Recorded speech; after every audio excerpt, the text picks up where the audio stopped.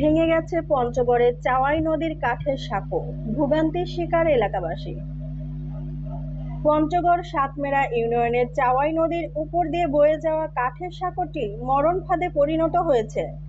20 fit উঁচু কাঠের সাঁকোটি দিয়ে রাত পোহালেই বিদ্যালয়ের কোমলমতি শিক্ষার্থী সহ শত শত মানুষ পারাপার হয়। তবে দীর্ঘদিন ধরে সাঁকোটি ভাঙা অবস্থায় পড়ে থাকলেও কোনো রকম সংস্কারের উদ্যোগ লক্ষ্য করা যায়নি।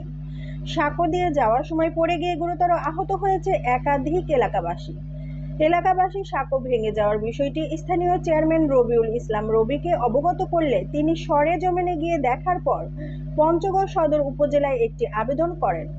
আবেদনের প্রেক্ষিতে 2 লক্ষ টাকা বরাদ্দের 2 মাস পেরিয়ে গেলেও এখনো সাঁকোটি মেরামত করেনি ঠিকাদার, এমনটি জানান চেয়ারম্যান রবিউল ইসলাম রবি ও এলাকাবাসী। এ বিষয়ে পদক্ষেপ নিতে যথাযথ কর্তৃপক্ষের দৃষ্টি আকর্ষণ করেন এলাকাবাসী। এই ব্রিজে কোনো নিরাপত্তা নেই। এই ব্রিজ যখন বর্ষা হয় ব্রিজের উপর দিয়ে পানি যায়। এই ব্রিজ কখন ভাঙে যায়, এই আমাদের 4-5টা গ্রাম আছে এই এলাকায়, মানুষজনের যাতায়াত করতে অনেক অসুবিধা হয়।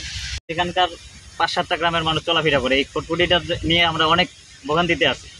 তো এটা যদি আমাদের একটু ঠিক করে দেয় তাহলে মনে হয় ভালো হয়, জনগণের চলাফেরার সুবিধা হয়।